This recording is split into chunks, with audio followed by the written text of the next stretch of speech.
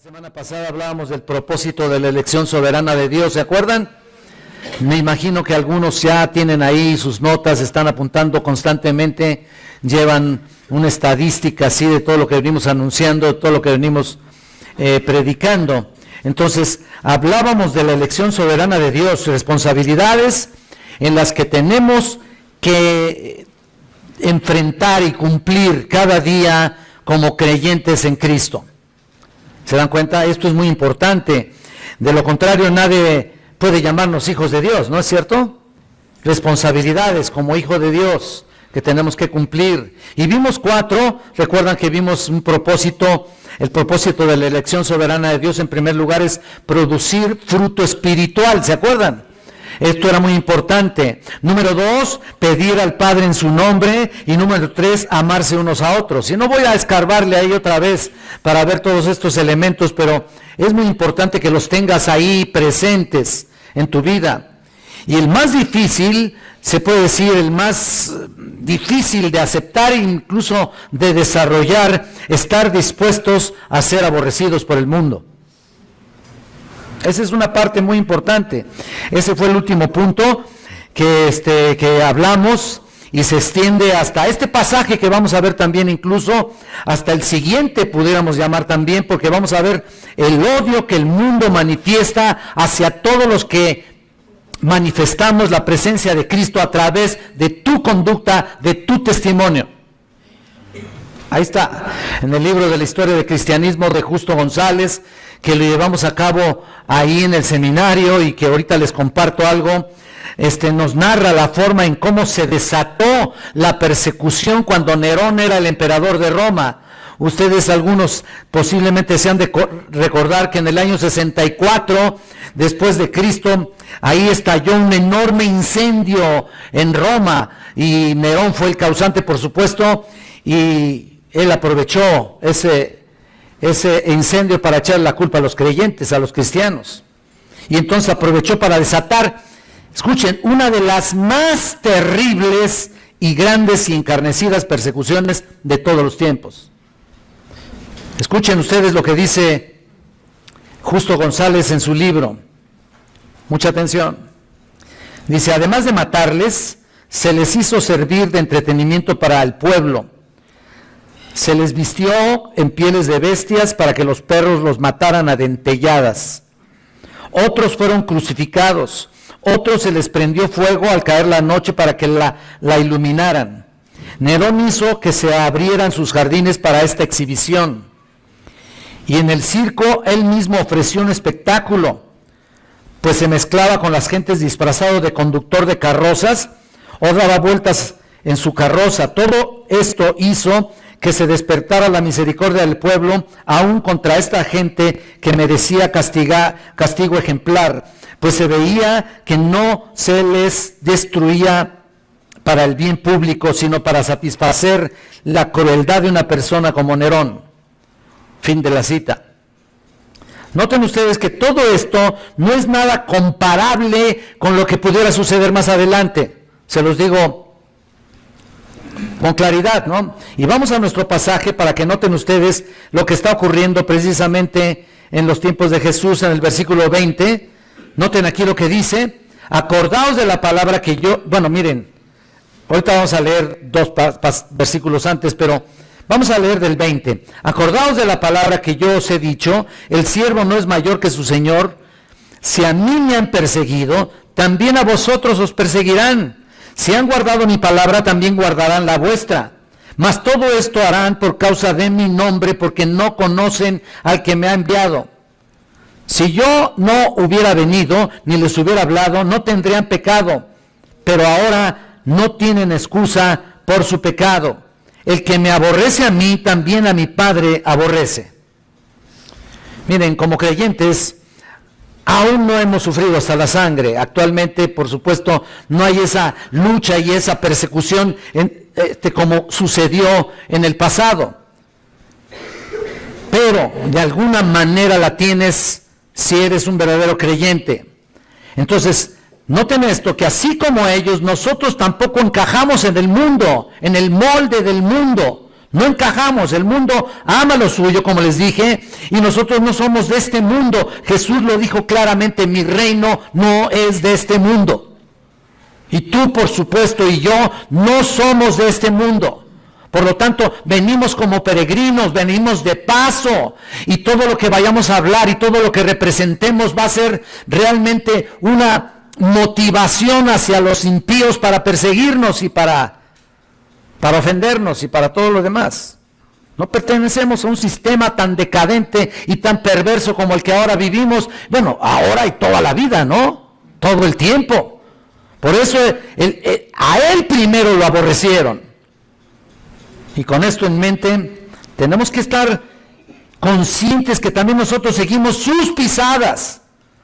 No solamente seguimos sus pisadas en cuanto a la doctrina, en cuanto a sus enseñanzas, sino también seguimos sus pisadas en cuanto al odio que tienen para con nosotros. Miren, la semana pasada les compartía el versículo 18, que era el último punto. Miren, si el mundo os aborrece, sabed que a mí me han aborrecido antes que vosotros. Si fuerais del mundo, el mundo amaría lo suyo, pero porque no sois del mundo, antes yo os elegí del mundo, por eso el mundo os aborrece. O sea, por eso. Nos escoge, nos elige, por eso. Entonces encontramos que también su iglesia, nosotros, tenemos que estar dispuestos a ser aborrecidos por el mundo. Y dijimos que desde que Satanás entró a tomar posesión de este mundo, a dominar el sistema mundial de rebelión contra Dios, el resultado es que el odio del mundo no solo es contra Jesús, sino contra todos aquellos que pretenden seguirlo.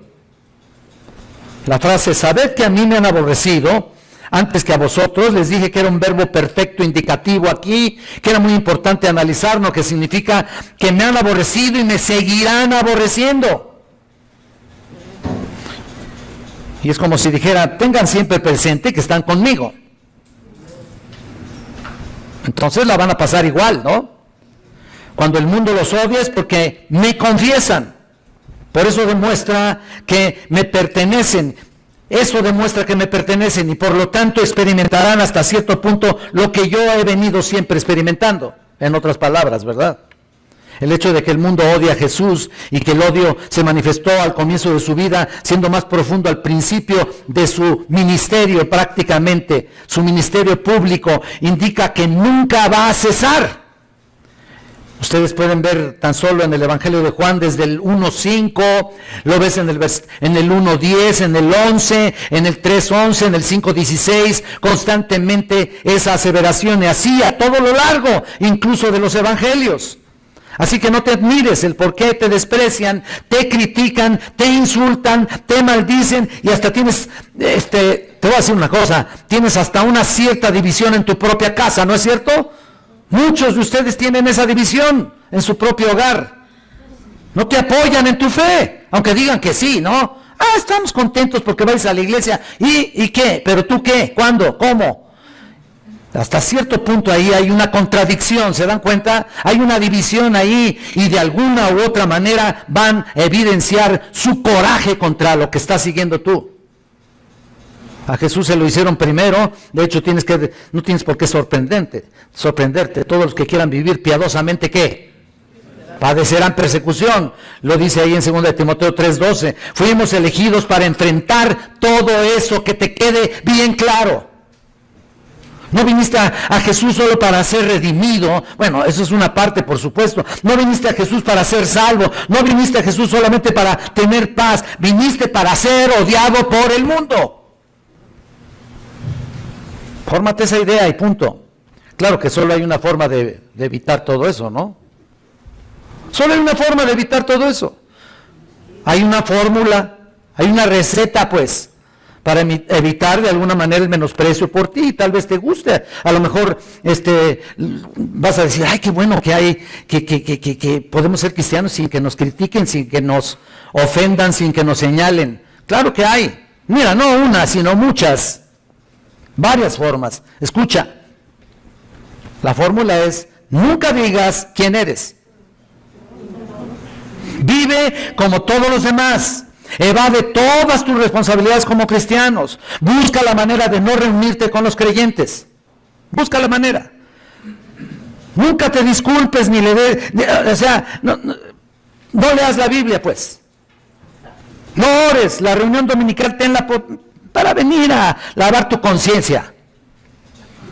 Y de pilón, desarrolla todas las tentaciones que la carne te pide y te satisfaga. De esa manera, mira, nunca serás molestado.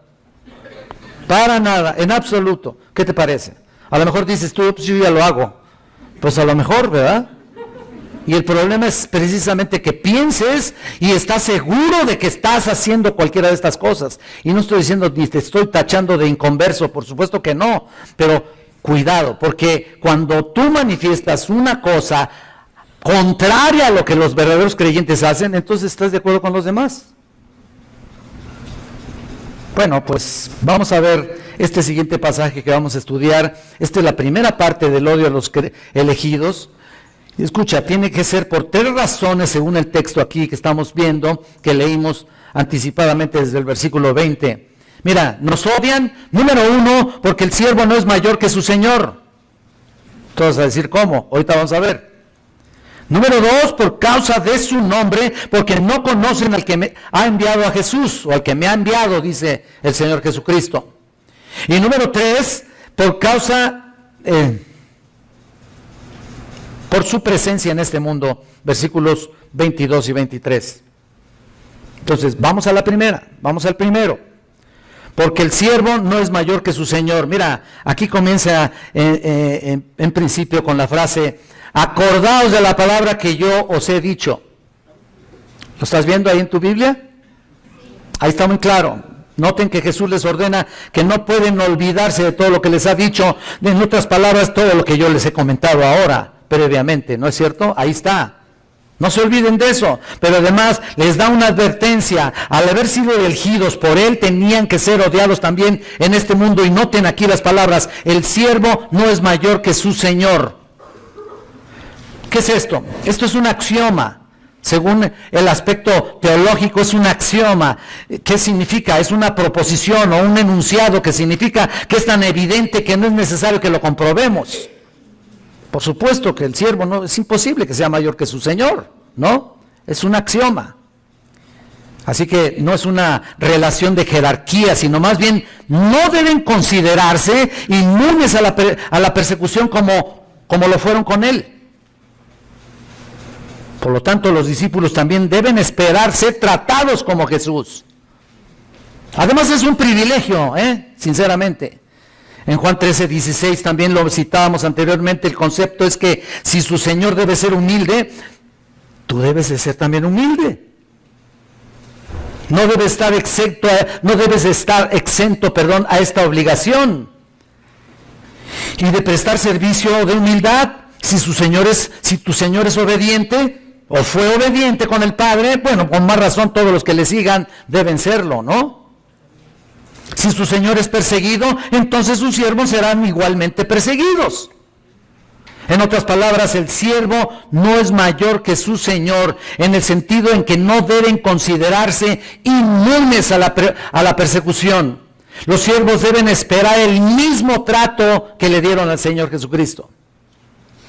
Aunque no es, escuchen esto, no en el sentido de sufrir para redimir a alguien, eso solamente lo hizo el Señor y no somos mayores que Él en ese sentido, que quede bien claro. Pero no escapamos de ninguna manera del sufrimiento. Si a mí me han perseguido, también a vosotros perseguirán. Es como decir, si conmigo lo hicieron, ninguno de ustedes debe pasar inadvertido esta advertencia, ni debe sorprenderlos. Entonces lo que le pasó con el emperador Nerón, ¿se acuerdan? Bueno, no debe ser extraño para ellos. En 1 Juan 3:13, ¿te acuerdas? Hermanos míos, no os extrañéis si el mundo os aborrece, dice Juan también, 1 Juan 3:13. El carácter genuino del creyente se muestra en llevar bien en alto el nombre de nuestro Señor y a estar dispuestos a dar testimonio de Jesús y a sufrir cualquier cosa por causa de Él. Entonces no debe haber mayor bendición que la de ser encontrados dignos por la gracia de Dios de sufrir por causa de Él. No solo que creáis, sino también padezcáis por Él. ¿Te acuerdas lo que dice Filipenses 1:29? Si es que padecemos juntamente con Él, para que juntamente con Él, ¿qué? Seamos glorificados. Ahí está el punto. Bueno, acompáñenme a Romanos, me parece importante. ¿Se acuerdan de este pasaje que alguna vez estuvimos escudriñando en Romanos capítulo 8, versículo 17? 8:17. Muy importante en ver lo que está pasando aquí en esta preciosa epístola para llegar a comprender bien todo este concepto. Mira, y dice, y si hijos, también herederos, herederos de Dios y coherederos con Cristo. ¡Qué maravilla! Nos gusta leer todo esto, ¿no? Por supuesto. Romanos 8:17. Si es que, fíjate lo que dice, padecemos juntamente con Él para que juntamente con Él seamos glorificados. Pues tengo por cierto que las aflicciones del tiempo presente no son comparables con la gloria venidera que en vosotros ha de manifestarse. Qué maravilla, ¿no? ¿Recuerdas ese pasaje? El versículo 17 ahí dice, si somos herederos, si somos coherederos con Cristo, si es que padecemos juntamente con Él, si es que, un sí ahí condicional. Muy importante. Y les recuerdo que literalmente se trata de un término clave. ¿Se acuerdan ustedes que dijimos, bueno, obvio, no lo recuerdas ahora, pero es la palabra eiper? Significa la medida o a partir de. Se utiliza para que lo que se supone que es en realidad, o sea, sea una realidad realmente. Y se traduciría mejor, somos herederos con Cristo, ya que, o para el hecho de padecer juntamente con Cristo, o con Él. Es una referencia al elemento de sufrimiento, escucha, un elemento de sufrimiento que es inseparable de la fidelidad que tengas con Jesucristo en el mundo, en un mundo que no conoce al Señor. El versículo 18 también aquí en Romanos, me pareció interesante volverlo a repetir en este sentido, porque deja bien claro que está hablando de los sufrimientos del tiempo presente. Él habla de los problemas de la vida, los sufrimientos de la vida. Incluso Crisóstomo, en el siglo XII, tradució esta palabra, ya que padecemos juntamente con Él. Y me parece bien acertado, tiene razón, por supuesto. Así que el sufrimiento es parte necesaria, una parte necesaria para probar tu fe. Si no sufrimos, mira, realmente estamos bien campechanotes, ¿no? Realmente no pasa nada y acostumbramos a relajarnos demasiado. Y por supuesto, el sufrimiento nos prepara entonces para estar en la presencia del Señor. Entonces, a pesar de todas las advertencias de Jesús, a pesar de las palabras de Jesús, mira lo que dice, estas cosas en Juan 6:33, aquí adelante. Ahí donde estamos, pero en el 33 dice, estas cosas os he hablado para que en mí tengáis paz, en el mundo tendréis aflicción, pero ¿qué? Confiad, yo he vencido al mundo. Es una promesa maravillosa. Señala las aflicciones de los últimos tiempos ahí y la persecución de los creyentes por causa del testimonio de Cristo. Pero noten que el Señor no nos libra de eso.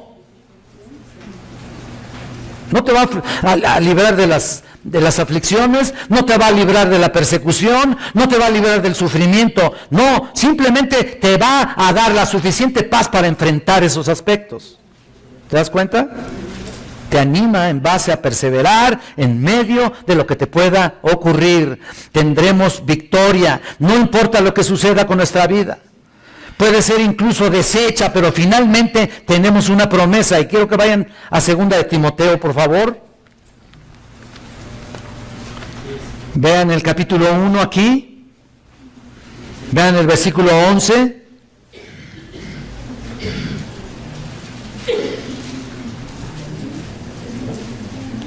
De lo cual yo fui constituido predicador apóstol y maestro de los gentiles, por lo cual asimismo padezco esto, pero no me avergüenzo porque yo sé en quién he creído y estoy seguro que es poderoso para guardar mi depósito para aquel día.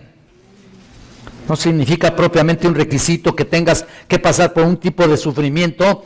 Si no eres martirizado o puesto a prueba en un martirio que se organice, no eres salvo. No propiamente tiene que ser así. Si ese tipo de sufrimiento llegara a suceder, mira, lo recibimos y lo enfrentamos. Pero la realidad es de que si perseveramos firmes sin desmayar en medio de cualquier situación, reinaremos con Él. Esa es la parte más importante. Mira, en el capítulo 3, en el capítulo 3 de ahí de segunda de Timoteo, capítulo 3, versículo 12. Y también todos los que quieran vivir piadosamente en Cristo Jesús padecerán persecución. Hay un nivel de conflicto en el mundo, con el mundo, si en realidad quieres vivir de acuerdo a la santidad. Hay hostilidad hacia tu persona si quieres vivir piadosamente en Cristo Jesús. En realidad es algo muy hermoso porque es parte de tu preparación. Parte de tu preparación. Mira, primera de Pedro, por favor, vete un poquito para adelante, en el capítulo 5, versículo 10. Mira, más el Dios de toda gracia que nos llamó a su gloria eterna en Jesucristo, después que hayáis padecido un poco de tiempo, Él mismo os perfeccione, afirme, fortalezca y establezca. Entonces son útiles. Es útil hasta cierto punto el sufrimiento, la persecución. Es como decir, si quieres mirar tu sufrimiento al ver la actitud hostil de las personas, incluso el aislamiento de muchos y la persecución, debes pensar en el resultado glorioso que llegará a ser. Y te debes gozar de eso. Él te va a perfeccionar, te va a establecer claramente, te va a afirmar, te va a fortalecer. Para eso es la persecución. ¿Te acuerdas cuando Pablo se regocijó en su sufrimiento, en su persecución? Cuando decía, y cuando yo era más débil, entonces ¿qué? Era más fuerte. Esa es la idea. En 2 Corintios 12:10, en otras palabras, cuando llegó al final de sus penas, entonces se hizo más resistente porque contaba con el poder de Dios. Este es el punto, cuando no tenía nada que ofrecer, tenía el poder de Dios. Cuando no se tiene nada, entonces se tiene el poder de Dios. Entonces es más útil para Dios. Cuando no podía hacer nada, pudo hacerlo mucho. Cuando aparentemente estuvo vencido, realmente fue victorioso. Podrán hacernos tropezar, pero nunca nos verán derrotados, hermanos. Cuando eres un verdadero creyente. Mira, vamos a regresar a 2 Corintios. Me parece importante citarles aquí en el capítulo 4. 2 Corintios 4. Vean el versículo 8. Que estamos atribulados en todo, mas no angustiados, en apuros, mas no desesperados, perseguidos, mas no desamparados, derribados, pero no destruidos, llevando en el cuerpo siempre por todas partes la muerte de Jesús, para que también la vida de Jesús se manifieste en nuestros cuerpos. ¿Lo estás viendo? Porque nosotros que vivimos siempre estamos entregados a muerte. ¿Lo estás viendo? Por causa de Jesús, para que también la vida de Jesús se manifieste en nuestro cuerpo mortal. Este hombre se podía, en un momento dado se podía doblar. Pablo se podía doblar, pero no romper. Mira, lo podías golpear, pero no lo vas a aplastar. ¿Por qué? Porque su resistencia, y eso es para todos nosotros también, su resistencia fue hecha, constituida o construida cuando estaba al final de sus propios recursos. Cuando estamos al final de tus propios recursos personales, entonces ahí comenzaba la dependencia total con Dios. Estamos realmente entregados a muerte, por causa de Jesús. Se me quedan mirando así como muy perplejos, como de ¿a poco de veras? Mira, no está sucediendo nada en nuestro país. Es más, te puedes parar en el centro del Zócalo ahí, a leer tu Biblia, a predicar y todo lo puedes hacer ahí. Nomás espérate tantito. Espérate tantito, porque no pasará mucho cuando alguien ya se oponga a lo que estás haciendo. De hecho, yo recuerdo cuando íbamos acá a predicar aquí al metro, llegué a poner ahí mis bocinas, llegamos a cantar ahí, y llegué a predicar, y llegó siempre alguien ahí diciendo, ¿qué está haciendo usted aquí? Pues predicando el evangelio, la palabra de Dios. No, usted no puede hacer nada de eso. Usted tiene que pedir un permiso especial para hacer lo que está haciendo. Te quitan de ahí, y cuando vas a pedir el permiso, no te lo dan. Este es el punto, ¿no? Estamos realmente viviendo esa situación en todos los sentidos. No esperes ser tratado con amabilidad si saben que eres un creyente que testifica de Cristo. No esperes eso. Luego vemos iglesias y organizaciones cristianas que piensan que pueden penetrar en la política, ¿no? Y andar ahí de revoltosos creyendo que en el nombre de Jesús van a cambiar las instituciones y las leyes y que quién sabe qué. Mira, ¿sabes qué? Van a poner las leyes protectoras supuestamente para los creyentes. Entonces las leyes protectoras del gobierno son mejores que la protección de Cristo, ¿no?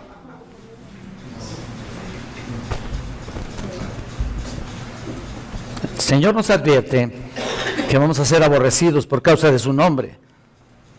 Entonces, ¿para qué? ¿Y la protección de quién viene? ¿La fortaleza de quién viene? Del Todopoderoso. ¿Para qué? Entonces, estas organizaciones cristianas buscan protegernos de la manera que van a encontrar la forma de llegar hasta el poder. Y pues mira, cuando lleguen al poder, se van a olvidar de todo, ¿eh? Olvídense de todo, porque el poder envanece. Es un error que los cristianos anden inmiscuidos en la política, es el peor error. No puedes hacer eso. No puedes tratar de defender al creyente. La mejor defensa es la que te da nuestro Salvador. Es la única. A menos que estés buscando el poder y no el testimonio real, entonces pues vas a ser bienvenido a esos lugares, pero de ninguna manera tenemos que inmiscuirnos en eso. Escucha, el sufrimiento está conectado a tu unión con Jesucristo. La idea no es cualquier sufrimiento, porque cuando sufres por tus propios errores, escucha, cuando sufres por tus propios pecados, con tus propias, o mejor dicho, por tus propias impertinencias, eso no cuenta. Eso no tiene ningún beneficio espiritual. Este sufrimiento se relaciona sencillamente con la unión con Cristo. No cuenta cuando nosotros mismos hemos sembrado nuestras propias tonterías y luego decimos, ay, ¿cómo sufro por Cristo? ¿No? Por lo tanto, invariablemente, escucha, las cosas tienen que suceder de acuerdo al estándar establecido por nuestro Señor. Así nos lo ha estado mostrando y de esa manera caminamos en este mundo, que a nadie le extrañe tener que soportar el mal haciendo el bien. Si hemos sido elegidos para ser salvos, hemos reconocido que el sufrimiento de Jesucristo, que Él recibió por mí en la cruz para recibir inmerecidamente la vida eterna, yo recibir la vida eterna, tiene un precio, hermanos. Y el precio es ser dignos representantes de Él. Y como tales llevamos el mismo sufrimiento siempre. El que quiera seguir en pos de mí, niéguese a sí mismo, tome su cruz y sígame. ¿Y sabes qué? Eso no es simplemente estar teniendo un cristianismo pasivo, en el cual no incomodas a nadie. Esto no es así. El cristiano debe incomodar realmente a la persona que quieres hablarle de Jesucristo. Si te quieres sentir a gusto, pues no le hables a nadie. Permanece de la secreta, como en el pasado decíamos. Son de la secreta, no le hablan a Cristo a nadie. De Cristo a nadie. Ellos nada más ven por ellos, por su propio bienestar, por su propio futuro, por su propio beneficio personal. Hacen una creación de protección para ellos. No se las hace Dios, ellos se la crean solos. Y finalmente, mira, ahí no está Cristo, ¿eh? ¿De qué sirve tener todo? Dice la Biblia, ¿de qué le sirve al hombre si ganara el mundo y perdiera su alma, no? Mira 2 Corintios, ve lo que dice también aquí en el capítulo 1. Ve en el 1:5. Porque de la manera que abundan en nosotros las aflicciones en Cristo, así abunda también por el mismo Cristo nuestra consolación. Aquí está un consuelo maravilloso. Nota esto. Pero si somos atribulados, es para vuestra consolación y salvación.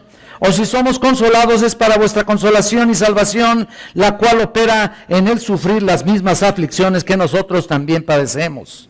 Esa será nuestra marca todo el tiempo de nuestra peregrinación. Pero noten, aquí es lo interesante, también en medio de todo tipo de odios, noten al final regresamos a Juan, por favor. Noten en el versículo 20 al final, hay algo que nos debe motivar, y es el gozo de saber que si han guardado mi palabra, vean ustedes, ¿lo están viendo?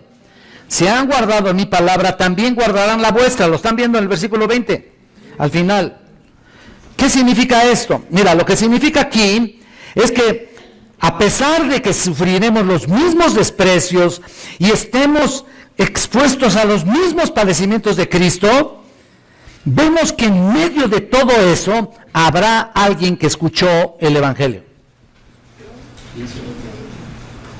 Alguien que escuchó el mensaje del Evangelio y guardó su palabra, la palabra de Dios. Y esto pues, nos llena de esperanza, ¿no es cierto? A pesar de cualquier cosa, nos llena de gozo. Cuando Jesús predicó, a pesar de todo, hubo quien recibió a Cristo, ¿no? Hubo quien recibió el mensaje y se arrepintió y tuvo celo de guardarlo y un día realmente convertirse, ¿no? Pues por supuesto que la mayoría le dio la espalda, pero noten que de todas maneras hubo quien se convirtiera, pues de la misma manera habrá quien guarde la palabra que prediquemos. Que prediquemos. Si algunos escucharon a Jesús, habrá quien nos escuche y se convierta. Claro, la mayoría no, ¿verdad? No importa si nos insultan y hasta nos corren de sus casas, no importa si nos escupen y se ofenden por el mensaje, pero siempre producirá tarde que temprano entre todo ello aquellos que verdaderamente guarden la palabra. ¿Lo están viendo aquí? Ahí lo dice, versículo 20. Ha estado siempre ese versículo ahí, siempre ha estado ahí. Ahí está, así que vale la pena padecer por causa de su nombre, ¿no es cierto? No evites hablar del Evangelio, no evites eso. Si hay quien se ofenda y te insulte, habrá alguien que te escuche, habrá la contraparte, alguien que te escuche y algún día ese mensaje produzca fruto. Recuerdan, la palabra de Dios no regresa, ¿qué? Bueno, ahí está, hay que hacerlo. Ahora vean, en segundo lugar, otra de las causas por las que padecemos es cuando somos elegidos. Padecemos cuando somos elegidos es por causa de su nombre, versículo 21. Mas todo esto harán por causa de mi nombre, porque no conocen al que me ha enviado. ¿Lo estás viendo? Noten eso, por causa de su nombre. Y esto es muy importante, mira, no tan solo el nombre de Jesús causa una polémica, ¿no es cierto?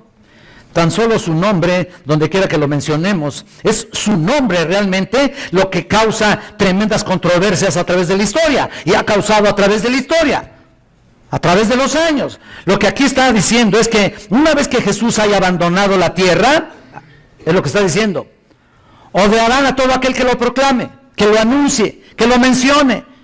Pero escuchen, el propósito de anunciar su nombre es muy importante. No solo es el tiempo de Jesús, de hecho, el propósito de Dios ha sido que se proclame su nombre.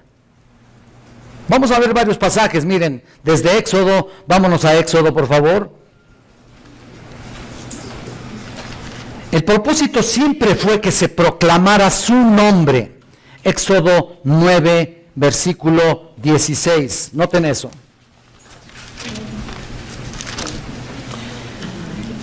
Dice el Señor, y a la verdad yo te he puesto para mostrar en ti mi poder y para que mi nombre sea anunciado en toda la tierra.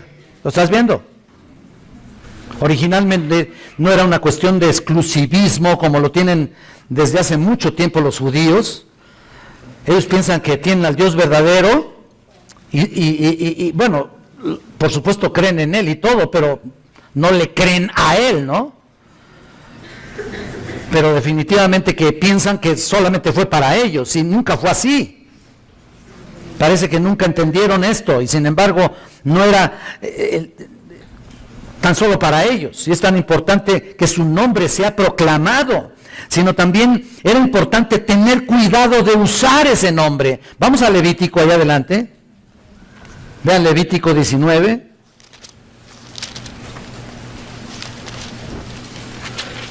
(19:12)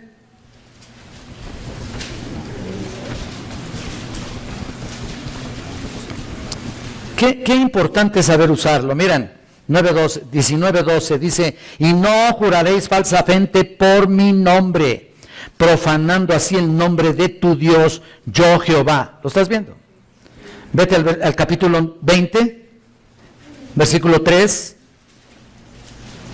Y yo pondré mi rostro contra el tal varón y lo cortaré de entre su pueblo, por cuanto dio de sus hijos a Moloc, contaminando mi santuario y profanando mi santo nombre.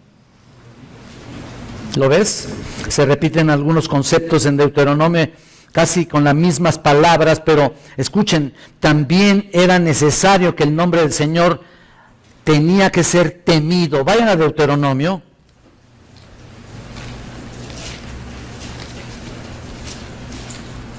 Deuteronomio capítulo 28. Vayan al versículo 58. 28:58.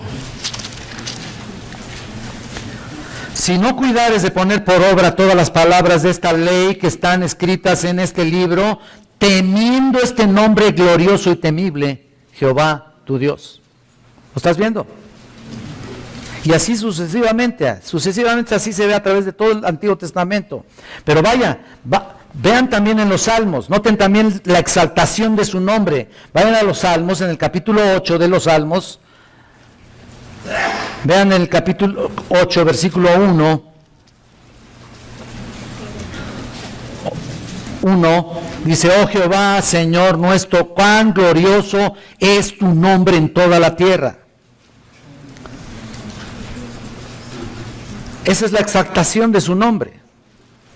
Y vean el versículo 9, aquí también, 9. Oh Jehová, Señor nuestro, cuán grande es tu nombre en toda la tierra. Es su exaltación. ¿Lo estás viendo? Estamos viendo todo lo relacionado a su nombre. Quiero que también vean aquí cómo los salmos se veía con todo lo que apuntaba hacia el perdón. Vayan al capítulo 25, Salmo 25, por favor. Vean versículo 11. Dice aquí, por amor de tu nombre, oh Jehová, perdonarás también mi pecado que es grande. Hay perdón a través de su nombre también. Vean el Salmo 79, adelantito, 79, o apúntalo, yo lo leo por ti, 79, versículo 9. Dice, ayúdanos, oh Dios, de nuestra salvación por la gloria de tu nombre. Líbranos y perdona nuestros pecados por amor de tu nombre. Ahí está. Ahora, permítanme ir ahora al Nuevo Testamento. Es importante verlo desde todo el panorama, ¿no? Vayan a Marcos, por favor, para que ustedes vean ahí que este mismo concepto se dio en los Evangelios. Y noten, Marcos capítulo 11, versículo 9.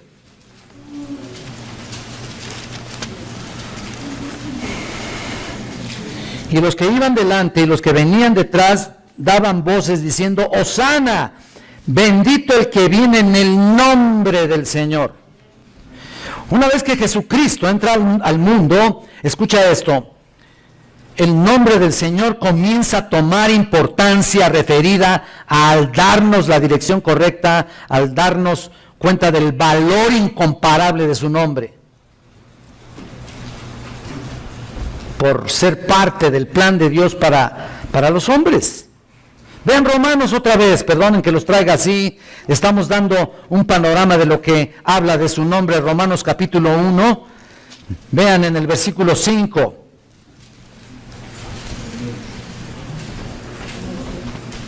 1:5 de Romanos, y por quien recibimos la gracia y el apostolado para la obediencia a la fe en todas las naciones por amor de su nombre.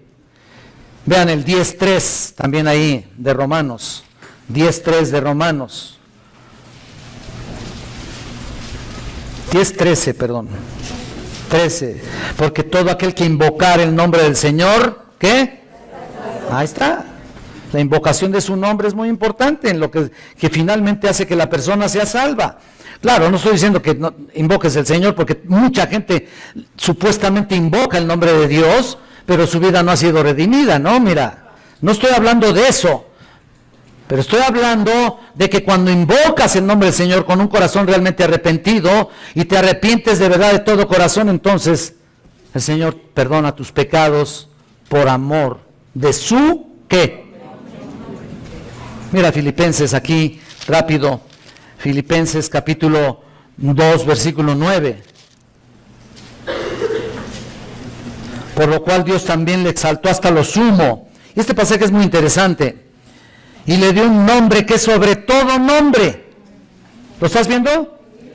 Para que en el nombre de Jesús se doble toda rodilla de los que están en los cielos y en la tierra y debajo de la tierra, y toda lengua confiese que Jesucristo es el Señor, para gloria de Dios Padre. Qué maravilla de texto este. Pero vean, aquí me importa mucho saber lo que dice. Dice ahí claramente, por lo cual le saltó hasta lo sumo y le dio un nombre. El hecho de que Dios le haya dado un nombre a Jesús que no lo tenía, no se llamaba Jesús, no se llamaba o era el Cristo, podría ser suficiente, ¿no? No, pero noten, le dio un nombre. ¿Qué significa esto? Significa que Cristo en sí le daría el nombre y describe su naturaleza esencial y lo ubica por encima y más allá de todo lo que Él es. Y el nombre, Él es el Señor. Cuando estamos hablando del Señor, esto significa simplemente que es su deidad. Este nombre es sinónimo en el Nuevo Testamento de las descripciones del Dios del Antiguo Testamento como Rey soberano del universo. Ese es el Señor. Ese es su nombre. Ahí está. Entonces, tanto antes como después de su exaltación, las Escrituras afirman que este es el título que le pertenece a Jesús por derecho propio como Dios y soberano del universo. ¿Se dan cuenta? Mira, Cristo murió no solo para hacernos libres de pecado, sino para establecerse como el soberano sobre los santos que están en su presencia. Él es el soberano de todos los santos que están en su presencia. No estoy hablando de que, por supuesto, cuando estemos en su presencia será maravilloso y será la plenitud. Pero mientras tanto Él está presente en tu vida, ¿no es cierto? Entonces ahí está. Así que el enemigo va a odiar ese nombre por sobre todas las cosas, y perseguía a los discípulos cuando lo proclamaban, y quería que de alguna manera ellos callaran, cerraran su nombre. No hables ese nombre. Mira por favor Hechos, vayan a Hechos aquí para que se den cuenta donde dice. Hechos capítulo 4 versículo 12.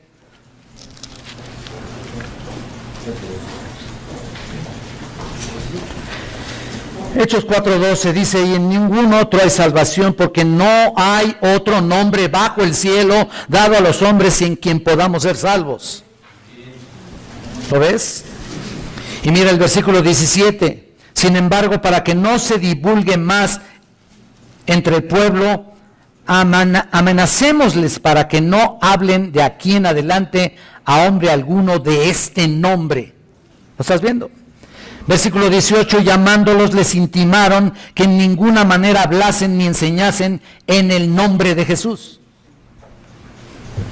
¿Lo ven? Qué tremendo. Tan solo el hecho de nombrarlo causas polémica. Obviamente tú nombras el nombre del Señor y ¿sabes qué? Tiene que tu vida respaldar todo lo que dices, ¿eh? Puedes decir muchas cosas de Dios. Puedes decir todas las religiones hablan de Dios. Todas las religiones hablan bueno, ¿y sabes qué? ¿De cuál Dios también, no? Así es. Si es el Dios de la Biblia, aún así, aunque hablaran del Dios de la Biblia, su vida tiene que estar respaldada realmente por lo que dicen. Y ese es el punto. Volviendo a nuestro pasaje, vamos a Juan, vamos a ver.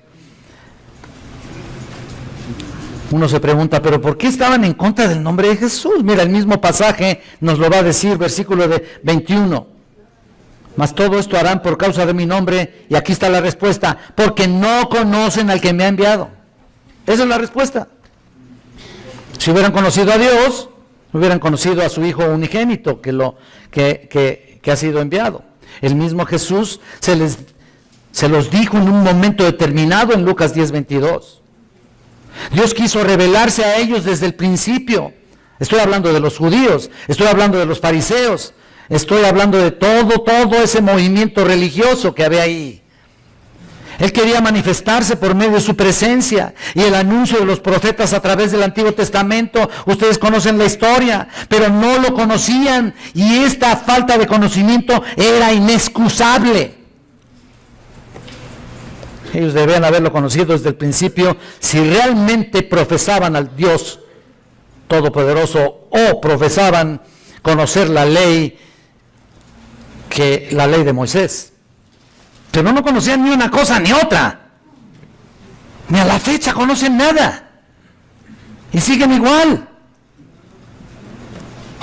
No conocen al Mesías que fue enviado, ni quisieron conocerlo tampoco. Y por no conocerlo, perseguían a la gente que profesaba su nombre.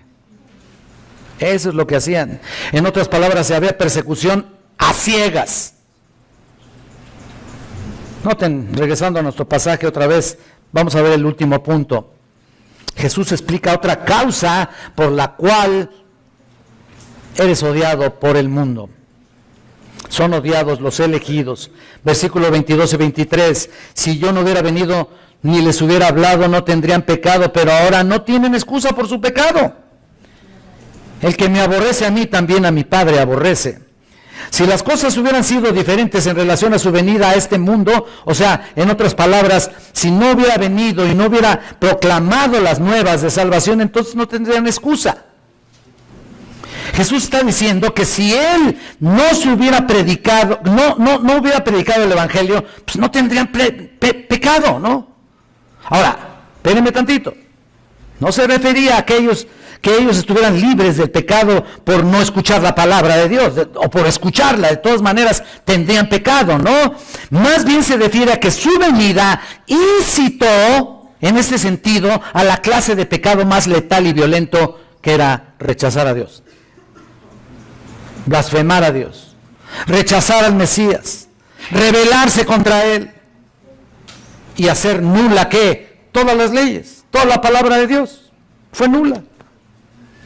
Pero como ahí estaba, y no solo por su presencia, sino por todo lo que enseñó y proclamó acerca de las Escrituras y las buenas nuevas, además de todos sus milagros que estaban avalando realmente todo lo que expresaba. ¿Quién? El Mesías. Poca cosa, ¿no? Era poca cosa. Entonces, ¿qué sucedería? La misma palabra proclamada les señalaría y los juzgaría. Mira, yo les leo Juan 12:48, dice: el que me rechaza y no recibe mis palabras, tiene quien le juzgue. La palabra que he hablado, ella le juzgará en el día postrero. El mismo mensaje que habían rechazado implicaba el señalamiento de su pecado. Por eso es que No lo recibieron. Ellos no querían escuchar palabras que les enseñaran sus pecados. No. ¿Eso para qué? No, ellos querían un Dios que siempre estuviera de su parte. Un Dios que siempre estuviera dispuesto a escuchar sus demandas y a cumplir sus peticiones. ¿A qué me recuerda eso?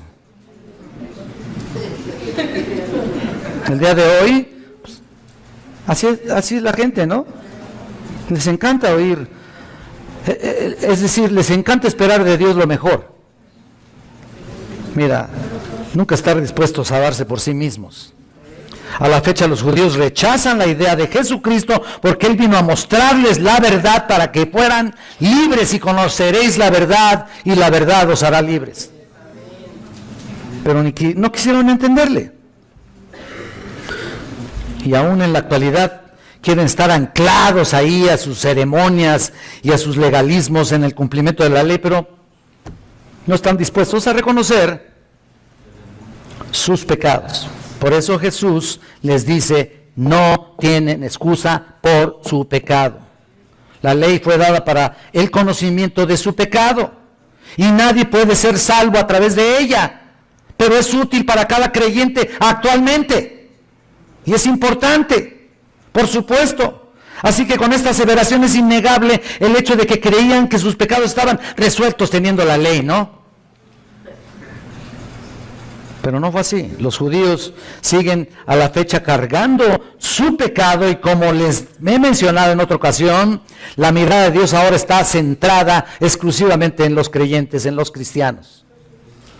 Eso es lo maravilloso, ¿no? Deberías sentirte gozoso. Deberíamos de pegar aquí brincos, ¿no? Pero mira, de todas maneras, un día Él tiene que cumplir su promesa dada a los judíos. ¿Cuál es la promesa? Número 1, tiene que ser cumplido el pacto davídico. Llegará un día en que el pacto davídico se cumpla. ¿Cuándo? En el milenio. Cuando comience el milenio. Cuando comience ahí. Dice que todo Israel será salvo, ¿se acuerdan? Romanos 11:26. Los que vivan en aquel entonces, no todos los apóstatas del pasado. No. A pesar de haberlo aborrecido, Dios cumple sus promesas, y ese ha sido el pacto que debe cumplirse. Así que si lo aborrecieron por todo ese tiempo, a la fecha lo seguirán aborreciendo. Conozco muy pocos judíos convertidos que han dado testimonio de su palabra. Aquí está Víctor. Digo, judíos de nacimiento, digo de estirpe, no de religión. Elena Parker. No conozco a otro, Mira, ellos entendieron la promesa del Mesías, entendieron que venía a morir en la cruz del Calvario por sus pecados, y lo recibieron, se arrepintieron y están aquí. Bueno, Elena está en su otra iglesia, ¿no? Pero ese es el punto. Jesús vino a eso, a lo suyo vino, y los suyos ¿qué? Ya. Él vino exclusivamente, en el 1:16 dice, al judío primeramente.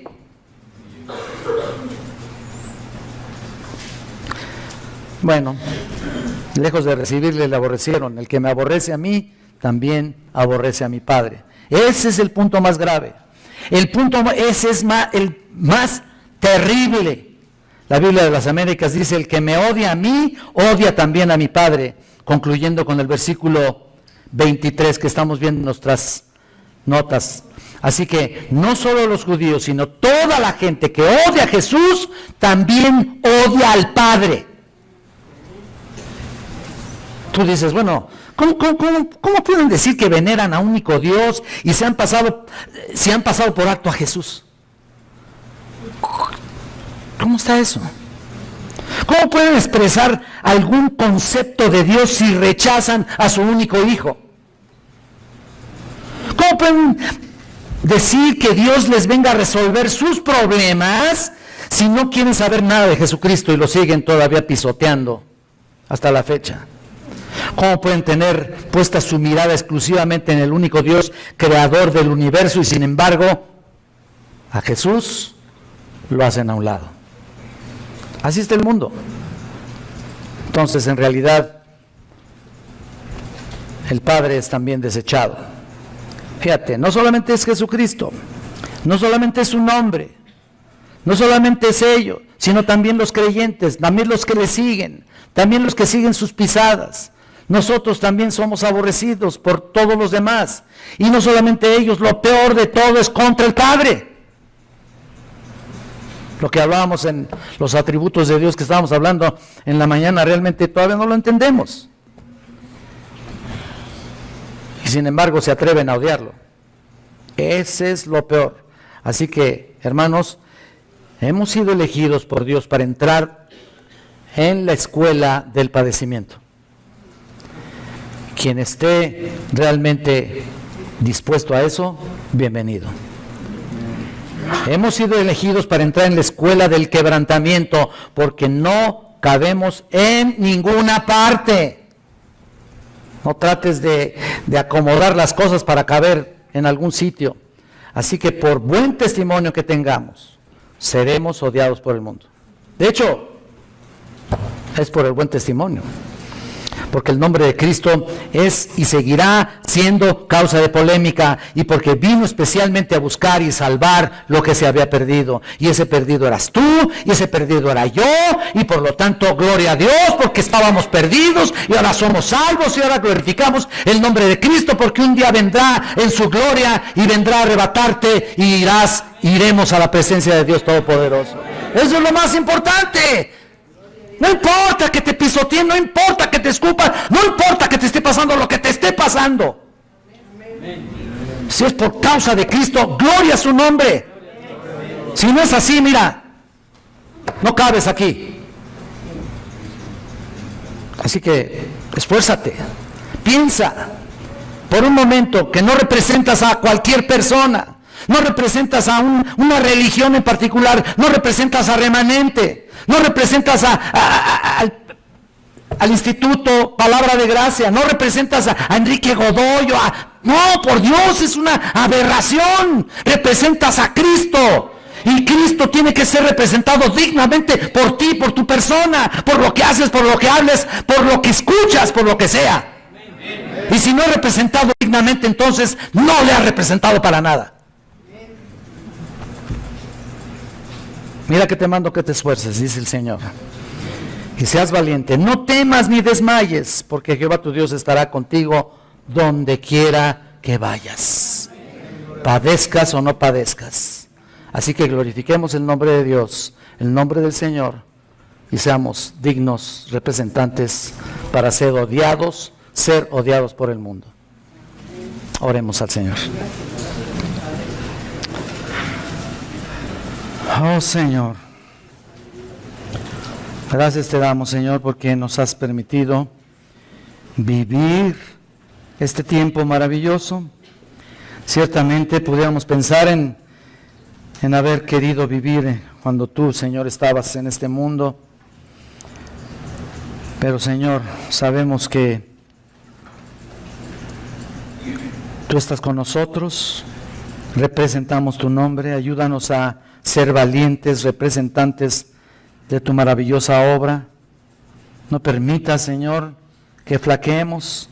No permita, Señor, que estemos dudosos. Ayúdanos, Señor, a ser valientes, a proclamar tu nombre, a dar testimonio de tu verdad, a ser verdaderamente testimonio, a no confabularnos con nadie que no proclame tu palabra. Señor, ayúdanos a ser diferentes. Solamente así muchos escucharán tu bendita palabra, y aunque seamos odiados por el mundo, tú, Señor, serás glorificado, que es lo más importante. Señor, gracias por tu verdad, gracias por tu amor. Ayúdanos, Señor, y que la paz de Cristo gobierne nuestros corazones. Llévanos con bien a nuestro hogar, Señor. Seamos verdaderamente dignos representantes de Cristo, no importa el sufrimiento. Y te lo pedimos en el nombre de Jesucristo, nuestro Señor. Amén.